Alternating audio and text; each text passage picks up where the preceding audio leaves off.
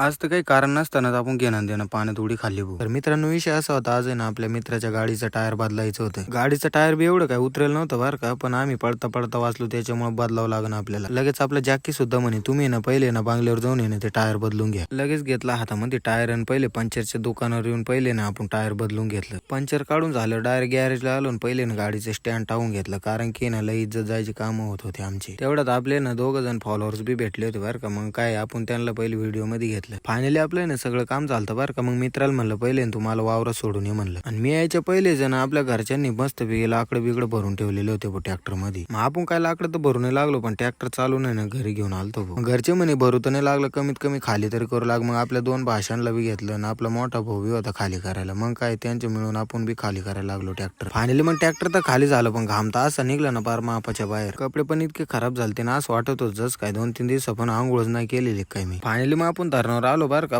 पाणी बघून तर असं वाटत होतं लगेच खाली उडी खावा काय. मग काय आपण ना डायरेक्ट ना कपडे सकटच उडी फेकली पाण्यामध्ये. मस्त पैकी लगेच 2-3 सिनेमॅटिक व्हिडिओ बी काढून घेतले. आपल्याला तर पोहायला लय आवडतं. तुम्हाला जर आवडत असेल तर कमेंट मध्ये नक्की सांगा. पहिले ना घरी येऊन कपडे बिपडे बदलले आणि चला म्हणलं आता मित्राला भेटून येऊ. आणि इथं येऊन बघतो तर जस काय काही एखाद्या युद्धाची तयारी चालू आहे का यांची. लगेच आपण सगळेजण निघलो बरं का बांगल्यावर. तर मित्रांनो व्हिडिओ आला असेल तर नक्की लाईक करा. भेटूया नेक्स्ट व्हिडिओ मध्ये. Bye bye.